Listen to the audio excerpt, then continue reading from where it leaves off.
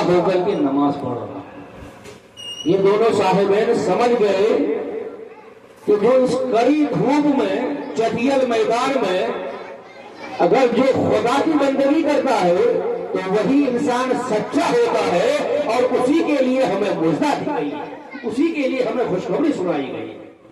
یہ دونوں صاحبین وہاں آئے، آ کر کے کھڑے ہو گئے۔ کھڑے ہونے کے بعد کچھ دیر تک دیکھا کہ وہ نماز پڑھے، نماز سے فارغ نہیں ہوئے۔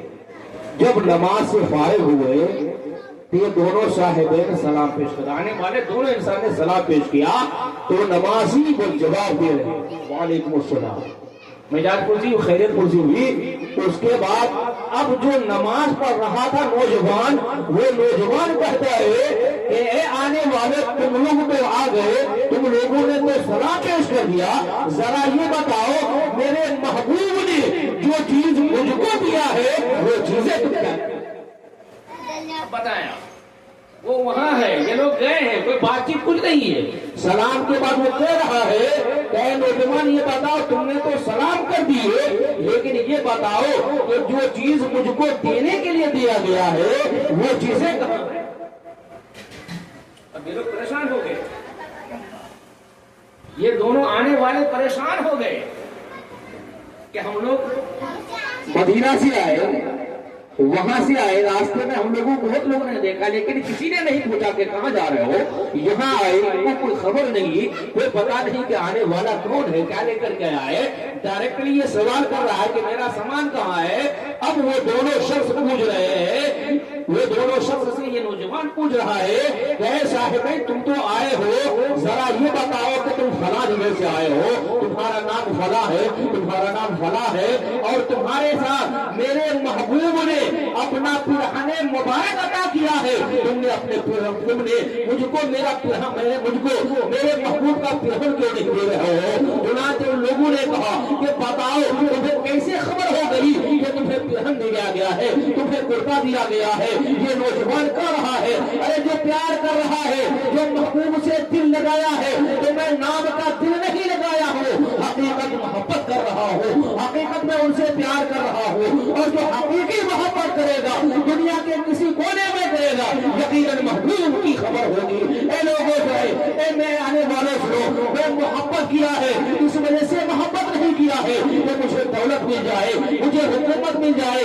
اگر میں نے محبت کی ہے تو رب کو راضی کرنے کے لیے محبت کیا ہے، میں رب کے محبوب سے اگر محبت کیا ہے تو میں رب کو راضی کرنے کے لیے محبت کیا ہے، اور میں جو یہ محبت کیا ہے تو کسی اور کی وجہ سے نہیں ہے، میں نے ماں سے محبت کیا اور رب نے میرے مقام کو بلند کر دیا اور کہا جو ماں سے محبت کرے گا یقیناً رب اسے بھی دنیا میں عزت و ثروت عطا فرمائے۔ اب وہ دونوں آئے، اس نے اپنا پرہن نکال کر کے یعنی نبی کا جبہ مبارکہ نکال کر کے دے دیا ہے۔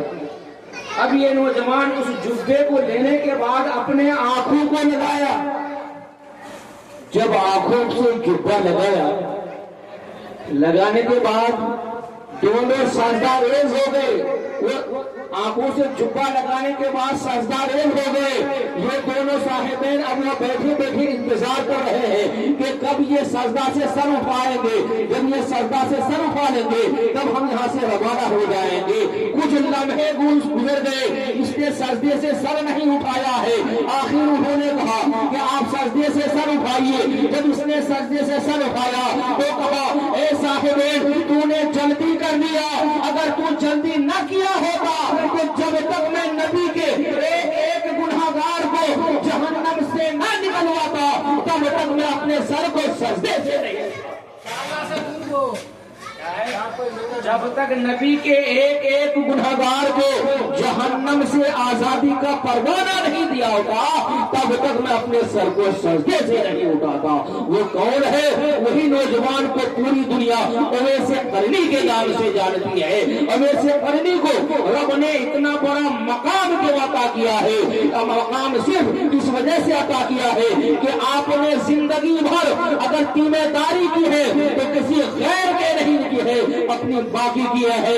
اور اللہ کے نبی اعلان فرما رہے ہیں اگر ماں کو راضی کر لو گے، اگر ماں راضی ہو جائے گی تو یقیناً سمجھ جاؤ کی ساری چیزیں تم سے راضی ہو جائے. لیکن آج ہم لوگ حال دیتے ہیں، ہم لوگ حال دیتے ہیں. میں ہوں، آپ ہیں، ہر انسان دنیا کے آنے جانے کی کھیتی ہے، آنا بھی ہے جانا بھی لگا ہے کہ نہیں.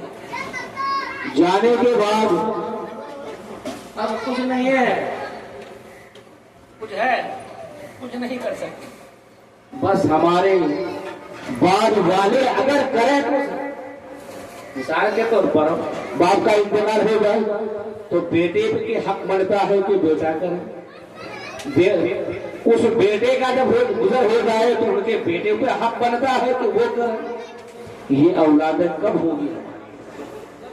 جب اولاد کو اس لائق ہم لوگ بنائیں گے. کوشش کریں کہ اولاد کو اس لائق ہم بنائیں. اولاد جب ہماری اس لائق ہو جائے گی تو یقیناً پھر ہمارا جو یہ دست تہی ہے نا، ہاتھ جو خالی ہے، کچھ نہیں ہمارے پاس ہے، تھوڑی سی آس ہے، تھوڑی سی امید ہے، وہی کہ اگر ہم چلے جائیں گے کچھ نہیں ہمارے پاس، یہ اولاد ہے، یہ ہمارے لیے. لیکن اولاد پہلے تو ٹھیک تھی، پہلے اولاد ٹھیک تھے، اب تو دن بدن گزرتے جا رہے ہیں، ساری چیز کی فراوانی ہوتی جا رہی ہے، ہم لوگ بگڑتے جا رہے ہیں. اللہ ماشاء اللہ سب نہیں. مثال کے طور پر صحبت ترا صالح، صحبت بڑی چیز ہے. جیسے لوگوں سے صحبت رکھیے گا ویسا ہی اثر کرے گا. جو اچھے لوگوں پر صحبت اختیار کرتے ہیں تو وہ اچھا بننے کی کوشش کرتے ہیں، اور جو برے لوگوں کے صحبت میں رہتے ہیں تو وہ ہمیشہ سوچتے ہیں کہ جیسے میں برا ہوں ویسے سب کوئی برا ہے.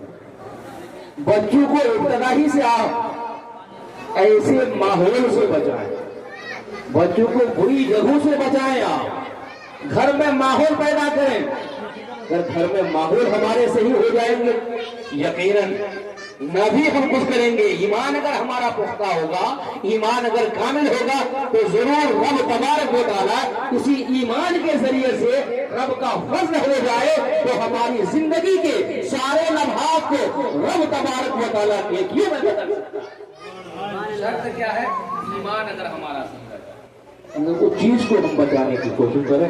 رب تبارک و تعالیٰ فرما رہا ہے وبالوالدین احسانا، اپنے ماں باپ کے ساتھ حسن سلوک کرو. رب کا فضل ہو جائے تو سب باپ بن سکتا ہے، سب ماں بن سکتی ہے. رب کا اگر فضل نہ ہو تو نہیں بن سکتا ہے. ہم یہ صرف یہ نہ سوچیں کہ ہم اپنے ماں باپ کے لیے کریں، ایک دن ہم بھی ماں باپ بنیں گے تو میرے لیے بھی اولاد کریں گے. جب ہم اپنے ماں باپ کے لیے کریں گے تب جا کے ہماری اولاد ہمارے لیے کرے گی. آج دیکھیں آپ زمانے میں، آپ اپنے گاؤں اپنے جوار میں دیکھیں، کچھ بیٹے ایسے ہیں کہ باپ کا انتقال ہو گیا، ماں کا انتقال ہو گیا، کچھ نہیں، ختم ہو گئے. تو کیا ہے، ہم دیکھ رہے ہیں کہ گناہ ہو چکے تھے، روپے ہیں ان کے پاس نیکیاں نہیں ہے. میری آقا صلی اللہ علیہ وسلم ارشاد فرماتے ہیں کہ مردے محتاج ہے، جانے والے محتاج ہے، وہ محتاجی وہ دور کریں گے. اب وہ محتاجی دور کون کرے گا ہے، وہ دور کون کرے گا؟ قبر کے مردے نہیں کر سکتے ہیں. رب تبارک اپنے محبوب صلی اللہ علیہ وسلم ارشاد فرماتے ہیں زندے لوگ اگر اس کے لیے دعائیں کریں گے، اس کے لیے قرآن پڑھیں گے، ان کے لیے کلمے پڑھیں گے، ان کے لیے ذکر و اذکار کریں گے تو رب تبارک و تعالیٰ ان زندوں کے ذریعے سے مردے کی خطا کو معاف فرمائے. رب کی بارگاہ میں دعا ہے کہ مولا ہمیں آپ کو جملہ مسلمانوں کو اہدنا الصراط المستقیم پہ چلنے کی توفیق عطا فرمائے. خصوصیت کے ساتھ جس مرحومہ کے ایصال ثواب کے لیے ہم لوگ بیٹھے ہیں، پروردگار عالم انہیں کروٹ کروٹ جنت نصیب عطا فرمائے. ان کے گناہ صغائر گناہ کبائر کو مولا تو اپنے حبیب صلی اللہ تعالی علیہ وسلم کے صدقے اس ماہ مبارکہ کے توسل سے مولا ان کی ساری خطا کو تو معاف فرما. وآخر دعوانا الحمدللہ رب العالمین. استغفر اللہ ربی من کل ذنب واتوب الیہ. کلمہ پڑھیں لا الہ الا اللہ محمد رسول اللہ صلی اللہ علیہ وسلم.